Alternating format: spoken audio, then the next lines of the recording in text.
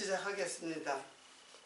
하나님의 말씀 이사야서 34장 16절의 말씀 보겠습니다. 이사야서 34장 구약이 이사야서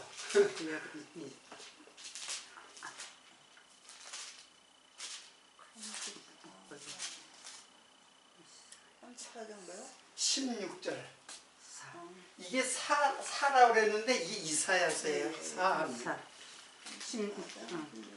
자, 제가 읽겠습니다. 너희는 여호와의 책을 자세히 읽어보라. 이것들이 하나도 빠진 것이 없고 하나도 그 짝이 없는 것이 없으리니 이는 여호와의 입이 이를 명하셨고 그의 신이 이것들을 모으셨음이니라. 이사야 선지자가 오늘 본문의 말씀은 여호와의 책, 이거 뭐 성경책이죠. 히브리인들의 성경책인데 그걸 자세히 읽어봐라. 하나도 빠진 것이 없고 하나도 그 짝이 없는 것이 없으리니. 근데 여기 하나도 짝이 없다 이제 이렇게 하니까는 이게 도대체 짝이 무엇인가 이제 이렇게 생각하는데, 사실은 하나도라고 했는데 이거는 이샤라고 그랬는데, 이샤는 이거는 아내, 부인 그런 뜻이에요. 그러니까는 이게 이제 좀 의역돼 가지고 이제 번역이 됐으니까는 이제 그 원문을 이해하기는 굉장히 이제 좀 힘들죠. 그리고 이 짝이라고 그랬는데 짝은 레우트. 제가 이제 그 히브리 말을 갖다가 여러분들이 이제 당장은 그냥 듣기만 하세요. 히브리 말이 이게 이런 뜻이다라는 걸 제가 알려주기 위해서 이제 한 거예요. 그러니까는 여기서 이샤가 나오고 레우트가 나와요. 근데 이샤는 이거는 아내예요. 아내, 부인, 아내 그런 뜻이에요. 그리고 레우트는 여러 가지를 쓰여요. 이웃 또는 짝, 그리고 남편으로도 쓰여요. 원래 구약에 이제 이시와 이시아로, 이시는 이제 남편이고 이시아는 아내예요. 근데 여기서는 이웃이라는 데서 왔어요. 그래서 이것도 이웃으로도 쓰이지만 짝으로도 쓰이고 남편으로도 쓰여요. 지금 이 말씀을 그렇게 읽어가지고는 이게 도대체 성경에는 무슨 짝이 있구나. 그러면 쉽게 생각하면 구약과 신약이 서로 어떤 짝을 이루는 것이 있구나 이렇게 생각하기 쉬워요. 오셨어요? 네?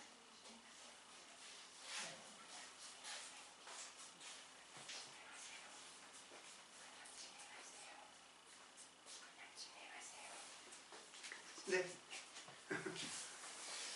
그러니까는 이 글을 보면은 성경책은 여호와의 책에는 짝이 있구나. 그리고 짝이 서로 빠진 것이 없구나. 이제 이렇게 생각하기 쉬운데 이제 히브리 원어를 보면 사실은 이샤, 아내와 레우트, 이웃인데 사실은 요 이웃으로 오시는 남편이에요. 이게 나중에 이제 신부고 이게 이제 신랑이에요. 신랑이 이게 이제 짝이다. 이제 그렇게 이제 표현된 거예요. 그리고 신부는 이제 지금 여러분들이 비약적으로 이제 가기 때문에 좀 이해하기인데 앞으로는 이제 점점 이해하게 될 거예요. 이건 이제 교회를 말하는 거예요. 그리고 이거는 예수 그리스도. 이제 일일이 이제 성경의 근거를 제가 이제 드러내야 되는데 이거는 앞으로 계속 말씀을 할 거기 때문에 이제 일단 이렇게 그러니까는 너희는 여호와의 책을 자세히 읽어보라. 이것들이 하나도 짝이 빠진 것이 없고 하나도 그 짝이 없는 것이 없으리니. 그러니까 여기 이시아 레우트라는 말을 모르면은 그냥 하나도 이걸 하나도라고 그랬어요. 그리고 이거는 이제 그 짝이라고 그랬고. 자, 그러니까는 사실은 이제 성경은 짝이라고 하는 것은 성경의 짝은 이제 어떤 의미냐면 바로 신랑과 신부 그리고 이것은 영원한 우리의 남편 되신 예수 그리스도와 성도, 교회의 성도를 의미하는 거예요. 지금 내 옆에 있는 남편, 집에 있는 아내 이거를 말하는 게 아니라 성경은 그것을 비유로 그것을 소재로 해서 영원하신 그래서 예수님은 신랑 되신 예수님이라고 이제 우리가 표현하는 거예요.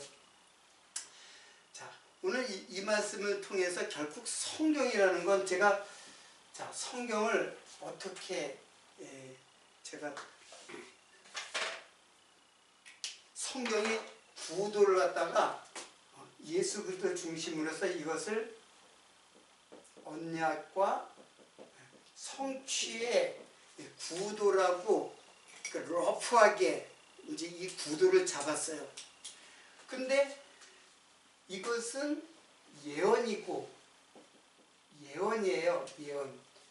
그 예언의 이제 성취. 그러니까 언약은 이제 예언이라는 말하고 이제 같은 개념으로 이해를 하면 되고 그것이 뭘로 모형과 실체로 이렇게 성취되었다라는 거예요. 그래서 언약과 성취의 구도는 성경 전체를 큰 개념으로 다 이해를 하는 거야. 왜냐하면 언약이 성취되는 것은 왜 하나님께서 언약하시고 왜 하나님께서 성취하시는가? 우리들의 믿음을 위해서 그런 거예요. 믿음을 주려면은 하나님이 가만히 있으면은 하나님이 있는 줄도 모르고 그리고 그분이 또 어떤 속성을 가지고 있는 줄도 모르고 그러니까는 하나님은 언약을 하시는 거예요. 그리고 그 언약을 반드시 성취함으로써 우리들에게 믿음을 주려고 하는 하나님의 섭리의 그 목적이 담겨져 있는 구도예요. 자, 그런데 제가 성경을 그러면 자세히 그 내용 속으로 들어가 보니까는 성경은 세 파트로 됐다고 제가 얘기를 했어요. 그래서 이것을 이게 구약이잖아요. 구약이고 이건 신약인데 구약 전체가 이제 율법서라고 이제 할 수가 있어요. 그건 이제 제가 이제 오늘은 율법서를 중심으로 공부할 거고 그리고 예수님이 이후 4개의 복음 이거는 지금 역사를 말하는 게 아니라 성경을 갖다가 지금 보는 거야. 이게 창세기부터 계시록까지 시간의 역사를 지금 설명하는 게 아니라 성경을 하는 거예요. 요게 지금 복음서. 이제 여러분들 이제 자꾸 얘기하니까 알겠죠. 요거는 서신서. 예, 서신서. 자, 이게 이제 성경을 조금 더 안으로 들어가 보면 이렇게 구성이 돼 있어요. 구도는 언약과 성취의 구도로 돼 있고 그리고 조금 자세히 들어가면 율법서와 복음서와 서신서로. 근데 이제 요것이 이제 신약으로 이제 포함되어 있죠. 자, 이렇게 돼 있어요. 그래서 이거를 성부 하나님의 말씀이라고 이거는 성자 하나님이 누구예요? 요게 바로 예수 그리스도죠. 그리고 이거는 성령 하나님. 결국 하나님에 대해서 배우는 거야. 하나님에 대해서. 어떠한 학문이든지 이제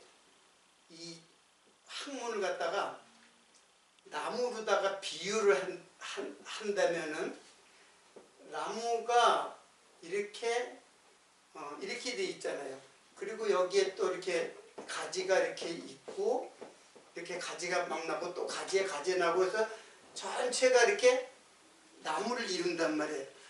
그러면은 성경을 갖다 이 속으로 들어가 버리면은 숲속으로 들어가 버리면 이 나무의 의미를 잘 이해를 못해. 이게 어떤 크기고 어떤 규모고 어떤 모양인지 여기에 있는 이파리 정도의 모양만 보고 이 나무를 갖다가 이해하고 설명할 수는 없는 거예요. 모든 학문들이 다 그래요. 모든 학문들이 이게 이제 성경이 아니라 다른 학문으로 봐도 이게 한 과목이 있어요. 예를 들어서 제일 중요한 게 이제 인문과학이 있잖아요. 인문과학. 네? 학문을 보면 인문과학이 있고 자연과학이 있고 그리고 또 뭐가 있어요? 사회과학이라 하죠. 네, 사회과학. 그러니까는 이게 학문이에요. 네. 모든 학문은 이렇게 크게 러프하게 세 갈래로 이렇게 되어져 있어요. 근데 이 성경도 세 개로 이렇게 되어져 있어요. 그러니까 이게 하나님이다. 하나님이다. 그러면 여기가 성자 하나님, 그리고 여기는 성령 하나님, 성부 하나님, 성령 하나님. 여기가 이제 성부 하나님, 여기 성령 하나님. 근데 여기 이거는 성부, 성자, 성령이 아니라 그냥 하나님이 세 개의 그 파트. 근데 이 세 개를 어떻게 이해를 하느냐는 이제 점점 공부를 해가면서 이렇게 구성이 되어 있구나 이렇게 이제 이해를 할 수 있어요. 성경이 그렇게 되어 있으니까는. 근데 히브리 문학에 이런 기법이 있어요. 이 카이즘 구조라는 게 있거든요. 카이즘 구조인데 이거는 히브리 문학 기법이에요. 그걸 갖다 이제 다른 별칭으로는 샌드위치 구조라고 해요. 샌드위치 구조. 샌드위치가 어떻게 돼요? 빵하고 빵이 이렇게 있으면 가운데 이제 그 고기라든가 야채가 이렇게 들어있잖아요. 빵하고 빵 사이에. 그러니까는 빵하고 빵 사이에 가운데 있는 것이 중요한, 그러니까 핵심 지금 드러내고자 하는 핵심이 가운데다가 배치를 해요. 이거는 성경을 갖다가 웬만큼 이제 자세히 보지 않으면 그걸 갖다가 이제 이거 찾기 쉽지 않아요.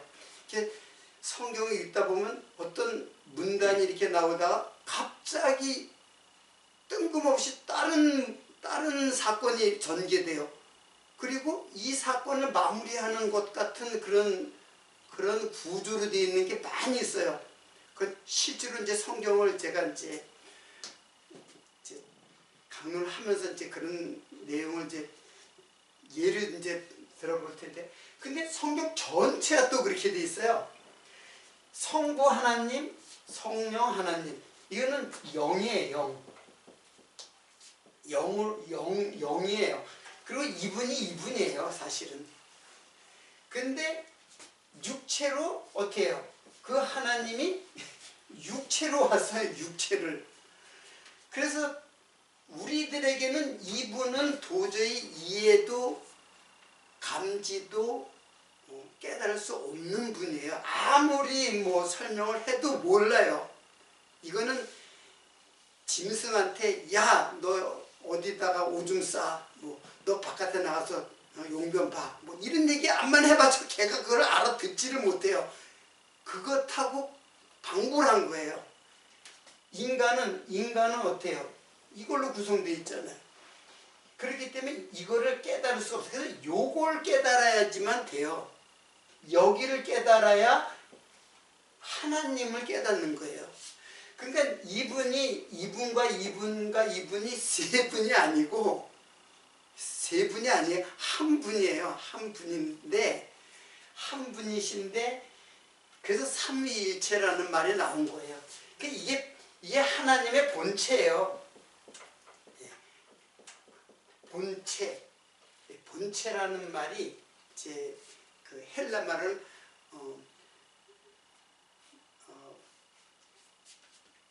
아포스타시스인가? 아니, 좀 제가 좀 그 단어를 갖다 본체라는 말이 본질, 본체, 실체 그런 뜻이거든요. 그 하나님 자신이에요. 근데 예수님을 두고 그는 하나님의 보이지 않는 하나님의 본체다. 그래. 그런 말이 있거든. 골로새서에 나오는 거예요. 이게 저번에 제가 한번 소개도 했을 거예요. 그러니까는 이분이 다른 분이 아니에요. 다 성부, 성자, 성령은 달리 우리가 명칭이 됐을 뿐이지 한 분 하나님이에요. 그거를 지금 제가 이제 계속해서 이제 그 초점을 향해서 이것이 한 분이라는 것을 초점을 향해서 지금 제가 이제 그 강의의 목적이 이제 거기에 닿도록 하는 것이 제가 이제 강론의 목적이에요. 하나님 말씀을 이제 강론하는. 자, 그래서 이제 근데 오늘은 이제 이거는 이제 다음 시간에 일단 요거를 오늘 공부하는 거예요. 집중적으로. 여기도 그러면 율법서라고 그랬는데 도대체 그 율법서 안에는 뭐가 들어있느냐, 뭐가 기록되어 있느냐 하는 거예요. 자, 그러면 이제 구약이죠. 구약 전체가 율법서니까는 그게 지난 시간에 또 소개를 했듯이 세 파트로 돼 있다 그랬죠. 그것도 이제 구약의 이제 율법서도 세 파트로 돼 있다 그랬잖아요. 그게 뭐냐면은 율법서와 예언서와 성문서. 그래서 이걸 예수님이 하신 말씀 그대로 하면 토라와 레비임과 케투빔 이렇게 돼 있는데 그걸 이제 번역하면 율법서, 선지자의 글, 그리고 이거는 시편이라고 그랬어요. 근데 그 150편 시편하고 이 성문서하고 케투빔하고는 달라요. 요 속에 케투빔 속에 이제 시편이 들어가 있는데 어떻든 이제 이렇게 돼 있어요. 자, 그런데 오늘 제가 한번 이런 말씀을 한번 살펴보겠습니다. 로마서 16장 25절로 27절.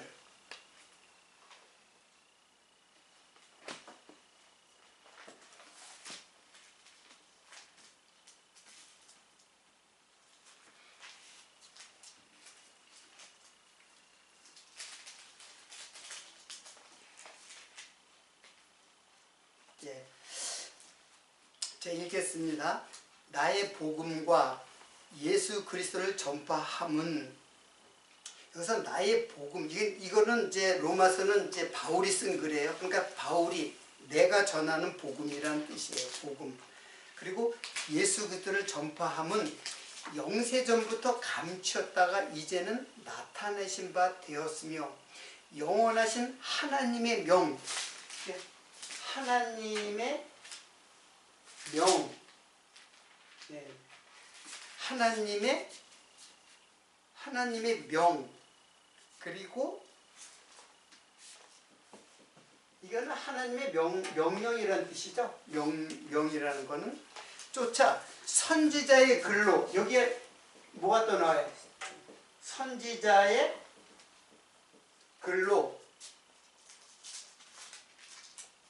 선지자의 글로 말미암아 모든 민족으로 믿어 순종케 하려고 알게 하신 바, 그 비밀의 계시를 쫓아 된 것이니 이 복음으로 너희를 능히 경고케 하실 지혜로우신 하나님께 예수 그리스도로 말미암아 영광이 세세 무궁토록 있을지어다. 그래서 영광, 이 성문서는 하나님의 명령이 이게 기본이에요. 하나님의 명령이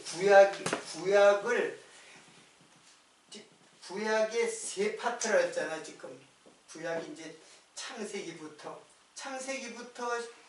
창출, 레민, 신명기까지가 이제 율법서거든요. 그리고 이제 선지자의 글과 시편. 그래서 이게 하나님의 이게 율법이 성경 전체를 이끌어가는 기차의 기관차가 맨 앞에 있어서 끌고 가잖아요. 이게 딸려오는 거예요. 그래서 그 명령에 의해서 선지자의 글이 쓰여졌다. 이제 그런 거예요. 그리고 그것은 결코 이제 성도들의 이제 구약을 말하는 거예요. 구약의 성도는 이스라엘 백성이에요. 이스라엘 백성이 우리가 이스라엘 백성이 아니어도 하나님의 백성으로 이스라엘 백성들이 하나님의 백성의 역할을 하는 거예요. 그것도 모형이에요. 그러니까 쉽게 말하면 이스라엘 육체적 아브라함의 자손이 하나님의 백성, 구약의 하나님의 백성, 즉 성도로 역할을 하는 거예요. 나중에 설명을. 그러니까는 선지자의 글, 율법에 의해서, 율법은 이게 법령이래요. 율법. 법령이에요. 법령. 율법이 이제 토라라는 것이 법령이에요. 근데 토라가 야라에서 유래한 거거든요. 근데 야라는 이건 그냥 하나님의 법령이에요. 하나님의 명령. 근데 그러니까 하나님의 말씀이 제일 먼저 명령으로 떨어진 거예요. 뭐뭐 하라. 그러니까는 율법으로 우리는 번역을 한 거예요. 율법이라는 거 법이잖아요. 그러니까 토라가 법령은 맞아요. 하나님의 법령, 하나님의 명령 이렇거든요. 근데 이게 야라에서 왔어요. 야라에서 왔는데 야라는 어떤 뜻이냐면 가르치다, 가르치다. 가르치다는 거는 교육한다는 뜻이고, 가르치다는 것은 뭘 지시하는 거예요. 그러니까 내가 달을 갖다가 손가락으로 가리키면은 손가락이 목적이에요? 달이 목적이에요? 그래서 달이 이게 손가락은 하나의 달을 가리키는 수단이죠. 그러니까 토라는 목적이 아니라 수단이에요. 그러니까 이 토라는 누구를 가리키고 있다는 뜻이에요. 그리고 뭐 스승, 지팡이 이제 그런 뜻이 있어요. 이게 이제 길이라는 의미를 갖고 있는 거예요. 그래서 예수님이 그랬잖아요. 내가 곧 길이요, 진리요, 생명이다. 그러니까는 예수님 자신이 길이고 길의 목적지예요. 자, 이거는 이제 결론을 미리 제가 얘기할 필요는 없는데, 어쨌든 토라는 그런 거예요. 그 명령, 그래서 이 토라가, 이제, 모세 때 이제 토라가 이제 하나님께서 주는 거야. 시내산에서 주어져요. 그리고 그 명령에 의해서 선지자들이, 야, 너희들 그거 안 지키면은 벌 받아. 그래서 이스라엘 백성들의 심판과 구원에 대한 예언, 거기에 대한 예언. 그러니까 예언서라 했잖아요. 뭐가 예언됐느냐는 거예요. 거기에. 그거는 뭐가 예언됐냐면 구원과 심판이에요. 이게 이게 죽음이고 이게 생명이죠. 그러니까 생명과 사망을 예언하는 거예요. 누가? 선지자들이. 누구를? 이스라엘 백성들을. 이스라엘 백성들이 너 죄를 지었어? 죄를 지면 그래서 멸망을 당해. 이방 민족을 통해서 그 나라를 갖다 이스라엘 나라를 멸망시켜요. 근데 멸망시키고 끝나지 않고 반드시 또 회복시켜요. 그러니까 이게 이스라엘 백성들의 구원과 심판의 멸망을 예언하는 게 선지자의 글이에요. 그 시대마다.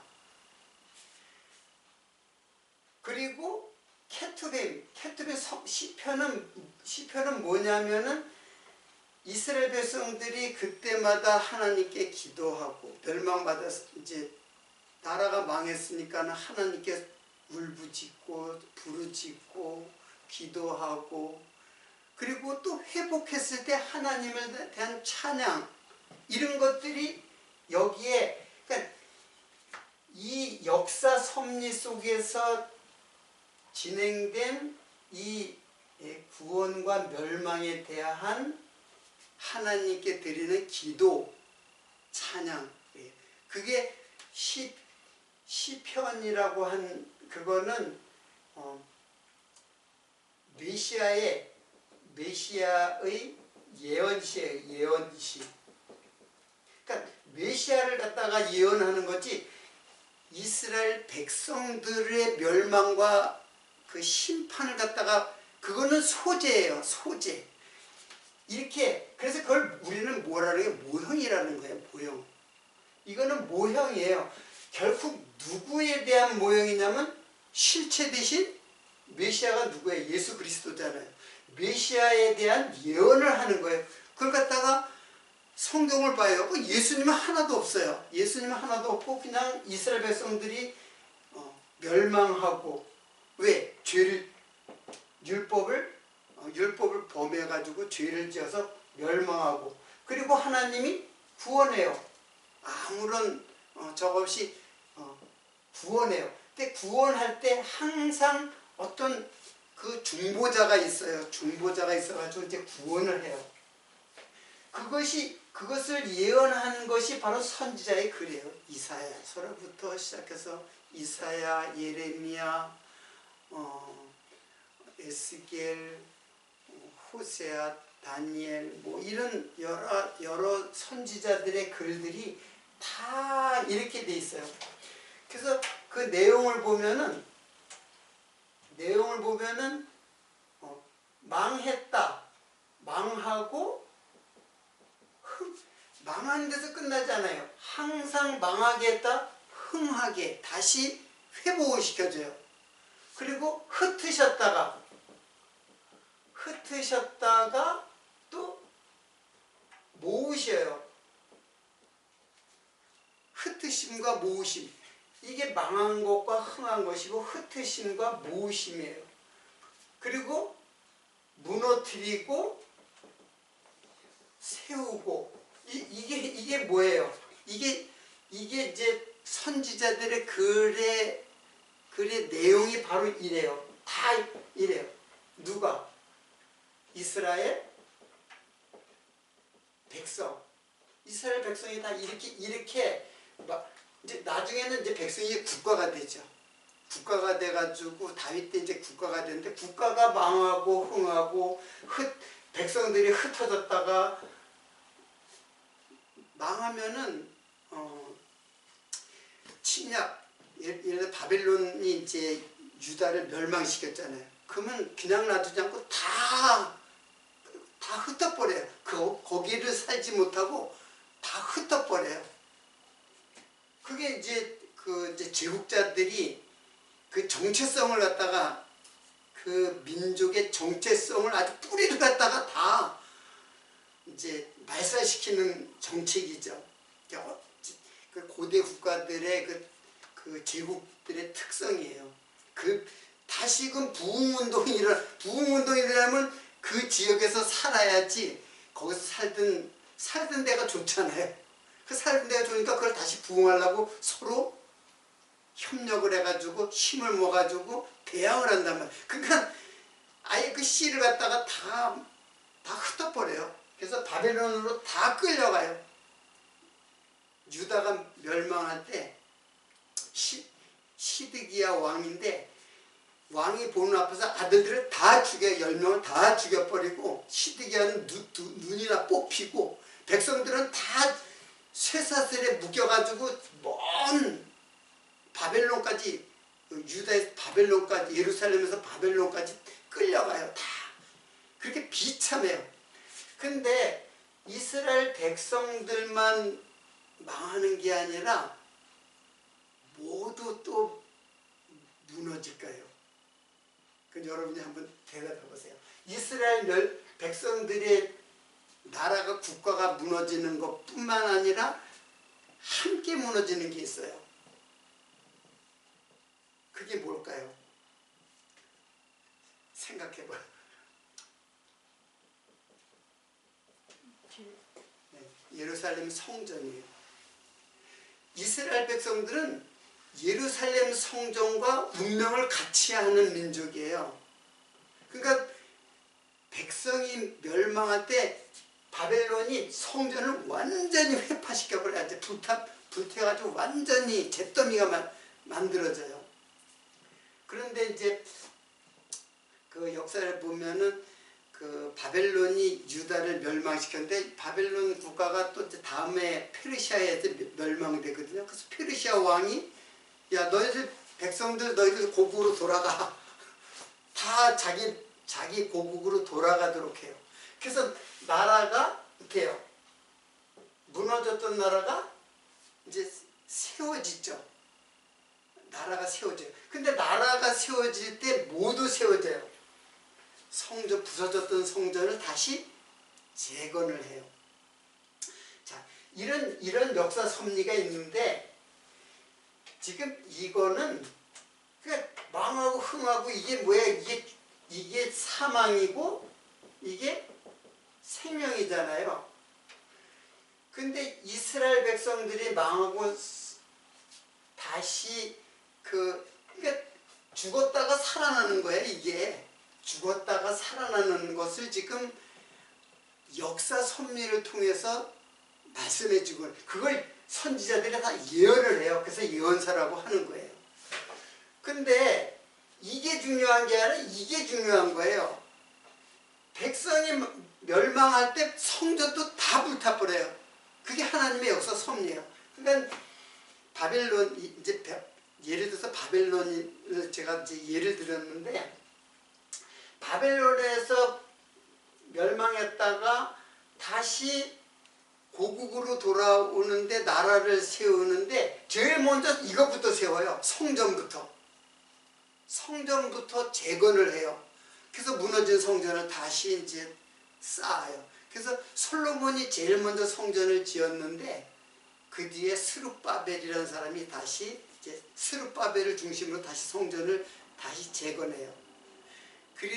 그것을 예수님 때는 헤롯이 자기의 위세를 갖다가 드러내기 위해서 휘황찬란하게 또 리모델링 해가지고 그래서 예수님 당시의 성전은 헤롯이 지은 성전이에요. 46년 동안. 자, 중요한 거는 지금 이거예요. 이게 지금 이게 무엇이냐면은 지금 하나님이 처음부터 아담과 하와를 창조하잖아요. 이게 바로 아내 하와예요. 하와. 그리고 요것이 바로 예수 그리스도. 그걸 모형화시킨 거예요. 그래서 제가 계속 모형, 상징. 자, 아담은 오실자의 표상이다. 자, 아담은 오실자의 표상이다. 이게 로마서에 나와요. 그러면 오실자가 누구냐면 바로 예수 그리스도거든요. 그러니까 아담은 오실자의 표상이다. 여기 표상이라는 거, 제가 이 공간을 갖다가 명칭을 표상이라는 명칭을 사용했죠. 이 표상이라는 게 나타났다. 뭘로? 형태가 나타났다는 게 형태로 드러났다. 그런 뜻이에요. 이게 바로 이거는 이제 모형이라고 하는 이거는 휘포데이그마거든요. 근데 휘포데이그마는 모형과 그림자라는 뜻인데 이거는 다른 거지만 의미가 같은 거예요. 이게 사전을 찾아보면 표상을 찾아보면 이게 상징으로 나와요. 그러니까는 아담은 예수 그리스도를 상징하는 인물이에요. 예수 그리스도를 상징. 그게 바로 그러니까 표상을 찾으면 상징으로 나오고 상징을 찾으면 표상으로 나오고 우리 국어사전에. 그러니까 이 말과 이 말은 같다는 뜻이죠. 같다는 뜻이에요. 그러니까는 예수 그리스도는 이 아담은 최초의 인간, 사람 아담은 예수 그리스도를 드러내는 상징적 인물이다. 이제 그렇게 이해를 하는 거예요.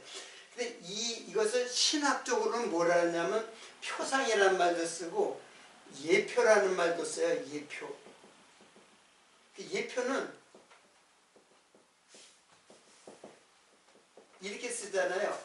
이거는 미리라는 뜻이에요. 미리, 표, 나타났다, 드러났다. 그러니까 미리 나타난 거예요. 예수님이 미리 나타난 거예요. 뭘로? 모형으로, 상징적 인물로. 그 구약은 예수님이 하나도 없어요. 예수님이란 말이 예수님이 없어요. 다 뭐예요? 표상으로, 모형으로, 상징적, 그리고 예수를 설명하기 위한 사건들. 그러니까 예수를 아는 것이 목적이라는 거예요. 그 구약을 볼 때. 그러니까는 모세의 율법은 이거는 법령이야. 하나님의 법령. 이거 지켜야 된다. 반드시 지켜야 된다. 근데 반드시 지켜야 된다는 이 명령은 하나님의 약속은 반드시 지켜진다라는 의미예요. 예를 들어서 자연을 하나님께서 하늘과 땅을 창조했는데 땅이 어둡잖아요. 거기에 빛이 있으라. 빛이 있으라 한 게 뭐예요? 하나님의 명령이죠. 그 자연을 통해서. 하나님의 명령인데 빛이 있으라니까 빛이 있는 거예요. 그러니까 하나님의 명령은 반드시 성취된다고 하는 것이 바로 명령. 그러니까 명령형으로 말씀을 하는 거예요. 이게 하나님의 계시의 말씀인데 하나님의 말씀이 명령으로 떨어진 거예요. 근데 이 명령은 우리가 흔히 상급자가 이제 부하들에게 명령하는 그런 개념이 아니라 이거는 반드시 하나님의 명령은 반드시 성취된다고 하는 무슨 개념이 여기 들어가 있어요? 약속의 개념이 들어가 있다는 얘기예요. 하나님의 명령은 우리가 명령하면 부하가 듣지 않으면 내 명령은 그냥 묻어놔버리는 거잖아요. 쓸모가 없게 되잖아요. 근데 하나님은 창조주예요. 창조주가 피조물한테 명령하는 거는 내가 이렇게 하겠다라고 하는 약속이 담겨져 있는 명령이에요. 이게 토라예요. 그러니까 명령이 중요한 게 아니라 그것은 뭐를 가르치는 거예요. 하나님의 명령 속에는 무엇이 감춰져 있다는 거예요. 그래서 제가 오늘 여기까지 이 말 갖다 설명을 다 해야 되는데 이거 다 이제 사진 딱 찍어서 한번 쭉 읽어봐요. 다 비밀이야. 다 비밀이야. 명령이 그러니까 구약은 다 비밀이야. 감추어진 비밀. 그러니까 비밀은 하나님이 감춰놓은 비밀이기 때문에 깨닫는 자가 아무도 없어요. 어디에다 다 요거 하나만 좀 시간이 가더라도 한번 볼까요? 마태복음 13장 14절.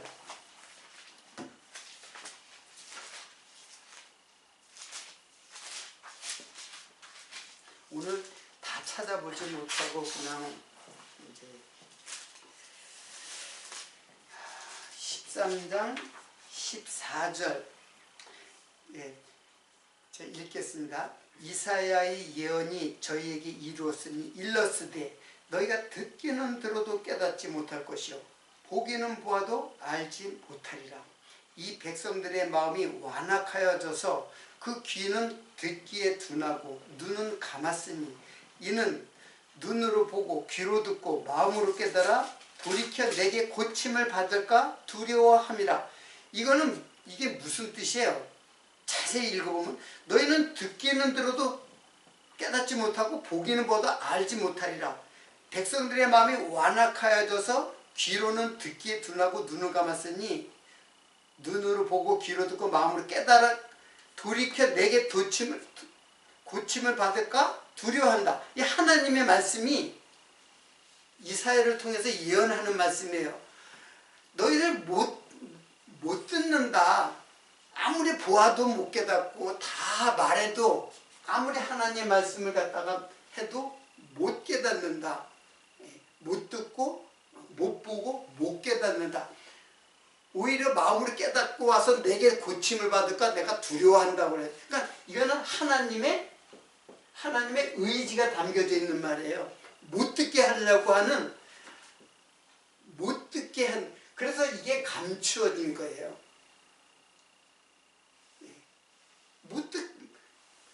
아무리 구약을 수천 번을 읽어도 못 깨달아요. 이게 도대체 무슨 말인지. 뭐 나라가 약하니까 큰 나라가 와서 멸망시키고, 근데 또 이상하게 또 다시 회복하고, 그게 도대체 뭐냐 이게요. 못 깨달아요. 그래서 유대인들은 요것만, 요게 구약이잖아요. 요 구약만 히브리 성경이에요. 신약이 없어요. 이 사람들 요것만 가지고 하나님을 이제 섬기는 거거든. 하나님에 대한 신앙을 갖는단 말이에요. 근데 이거 가지고는 깨닫지 못해. 깨닫지 못하니까는 그대로 깨닫지 못하는 것이 이루어졌어요. 하나님의 말씀이니까 깨닫지 못하게 한다 그랬으니까. 그래서 그게 유대인이에요. 그게 유대인들이 그래서 깨닫지 못하는 거예요. 이게 도대체 그냥 그래서 율법을 명령으로 받아가지고 계속 그 명령을 어떻게 해요? 순종하는 거예요. 죽자 사자고 순종하는 거예요. 구약에. 그래서 하나님의 그 율법의 내용을 보면은 율법은 다 성전이에요. 성전. 그 율법은 성전에서 제사를 드리는 것이 그 율법 지킴의 핵심이에요. 그러니까 성전. 그러니까 성전에서 율법을, 제사를, 그러니까 성전, 이게 제사죠. 성전과 제사는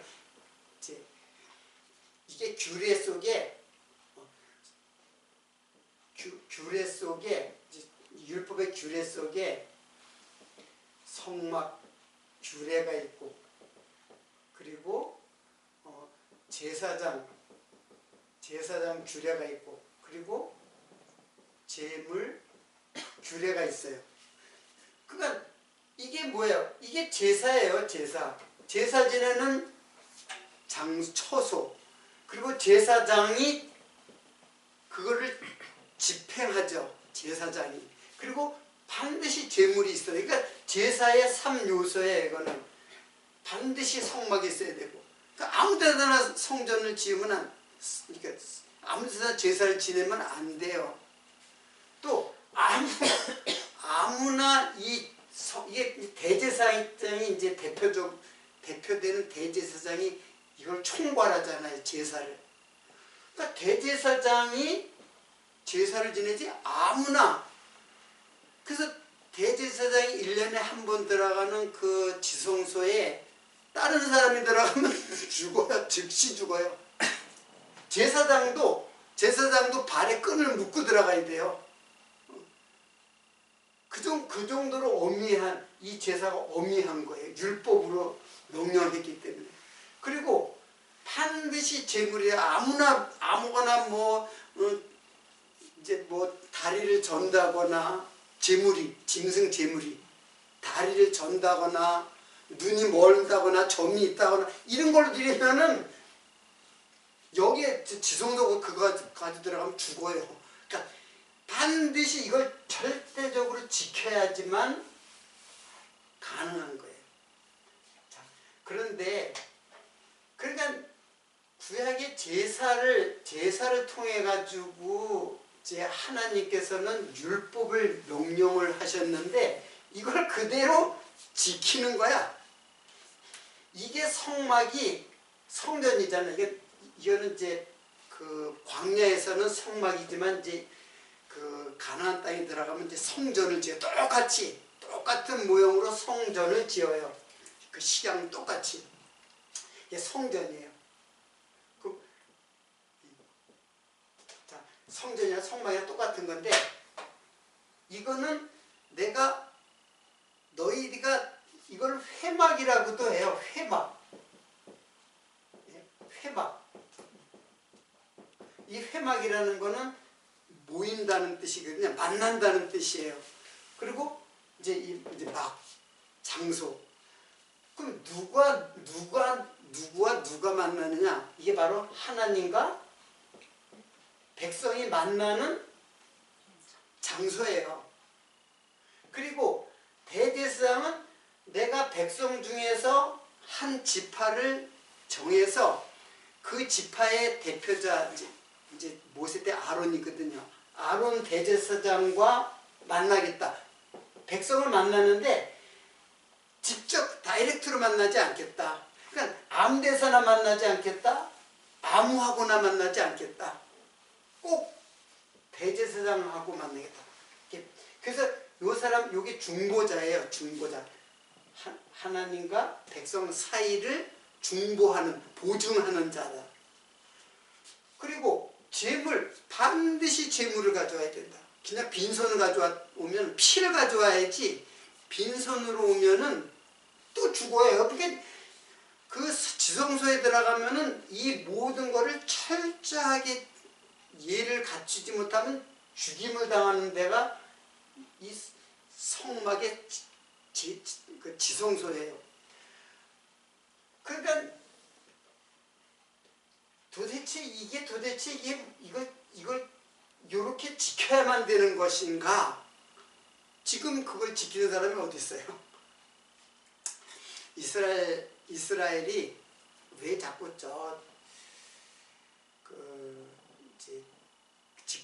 지금 회교도 그 성전이 다 로마 때 무너져 가지고 지금 회교의 그 모스크가 세워졌거든.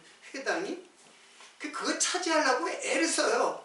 왜? 이거 다시 하려고, 다시 재건하려고. 근데 이 성막이 이게 누구예요? 이게 바로 예수예요. 하나님과 백성 사이에 반드시 여기서만 만나야 그래서 회막이에요. 대제사장은 누구예요?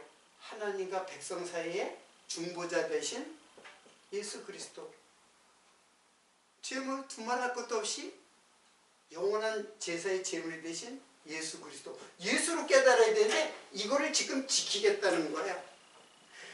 그래서 여기에 이 규례 속에 안식일도 있고 금식이든지 또는 11조라든지 이런 것들이 다 여기에 있는 것들이에요. 그러니까 이거를 지키겠다고 하는 거는 예수를 부정하는 거예요. 예수가 성취됐는데, 이미 예수가 성취됐는데 예수를 부정하고 이걸 자꾸 지키겠다는 거예요. 지금의 지도자들이 그런 지도자들이 있는 거예요.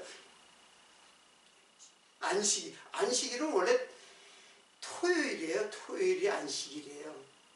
그래 안식 후 첫날이 주일 있고 우리는 주일이잖아요. 주일은 일요일이 주일이 아니에요. 여러분, 일요일이 주일이라고 이제 표명하지만 사실은 그날 모여서 구약이 아니라 이제 초대교회는 모여가지고 떡을 떼고 말씀을 서로 나누고, 근데 지금도 주일날 예배를 드리니까, 그러니까는 그 주일날 우리가 이제 참석하기 위해서 자기의 모든 일을 내려놓고 참석하는 거지, 안식일이기 때문에 주일을 갖다가, 그러니까 주일을 안식일처럼 개념을 심어줘야 돼. 성도들한테 그날은 일하면 안 된다. 안식일에 일하면 바깥에 진 밖으로 돌에 맞아 죽어요. 일을 하면. 그 구약의 개념을 갖다가 지금에다가 이게 적용을 하면, 그러면 제사도 예루살렘 성전에서만 제사를 지내요. 아무 데서나 제사를 지내면 또 안 되잖아요. 말씀대로. 그러면 만약에 제사라면은 바로 걸로 가 있죠. 그래서 이걸 갖다가 이게 교회로 성전이다. 교회가 성전이다 생각하고, 이 제사장은 이게 목사다. 이렇게 막 갖다 붙이는 거야. 이거는 뭐겠어요? 예? 헌금. 아니, 재물을 갖고 와야 되잖아. 헌금. 그렇지. 그러니까 요거 강조하는 거야. 이 개념으로 가는 거잖아. 이 진리를 갖다가 외면하고 성전 건축, 그래서 돈 있는 돈 없는 돈 다 그냥 빚이 되도 갖다 바쳐 성전 짓고, 그리고 목사가 최고야. 그 11조도 자기가 나가죠. 목사가 연보는 연보 그 명세서가 있거든요. 거기에 다 기록하고, 그 이제 회계 그 장로가 그거 다 관리하는 거거든요. 근데 11조는 따로 아예 다 목사가 다 자기가 차지해. 자기 제사장이라고. 그 11조는 원래 제사장들의 그 양식이거든요. 그리고 제물도 되고.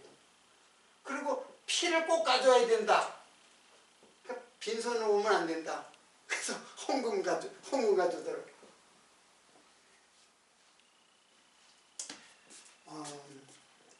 오늘 제가 막 수없이 그냥 또 이제 했는데, 오늘 제가 준비한 거는 상당히 많이 있는데 반도 못했네, 솔직히. 어떻든 간에 계속해서 다음 시간에는 율법이 언제 그 기록되는, 창세기부터 창세기, 출애굽기, 레위기, 민수기, 신명기, 그리고 이스라엘의 역사를 갖다 그냥 한눈에 조망을 하도록. 제가 아까 나무를 했잖아요. 나무를 한눈에 일단은 봐야죠. 그래서 이게 어떠한 구조로 되어 있는가, 성경이. 그거를 이해를 하는 것이 무엇보다도 중요해요. 그냥 무조건 되고 그냥 이 속으로 들어가 버리면 이게 도대체 열국이여 너희는 나와 들을지어다, 민족의 귀를 들을지어다, 땅과 땅에 충만한 세계와 세계에 나는 모든 것들을 들을지어다, 뭐 이렇게 다 읽어보면 숲속에 들어가서 이파리를 보고 이 나무를 알겠다고 하는 것하고 똑같은 거예요. 알 수가 없죠.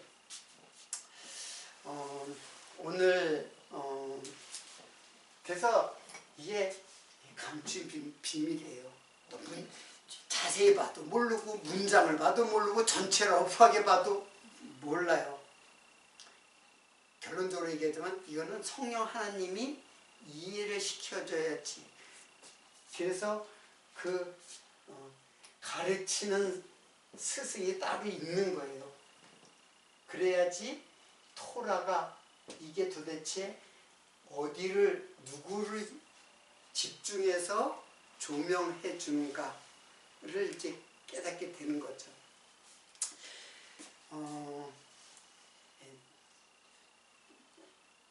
오늘은 여기까지 하고, 다음 주가 이제 12월 달이죠. 12월 달에 네 주가 있죠. 그래서 제가 그 이제 이제 성경을 율법서와 복음서와 서신서로다가 이렇게 돼 있다 그랬잖아요. 그래서 율법서를 1시간 정도나 2시간 정도 이렇게 하고, 그 다음에 요게 바로 예수 그리스도거든요. 요걸 이제 성탄절에 이렇게 좀 시간을 이렇게 맞춰서 이 복음서를 12월 달에 한 중순 정도에서부터 성탄 예수 그리스도에 대해서 집중적으로 공부하도록 그렇게 계획을 갖고 다음 시간에 이어서 공부하도록 하겠습니다. 오늘 여기서 마치도록 하겠습니다.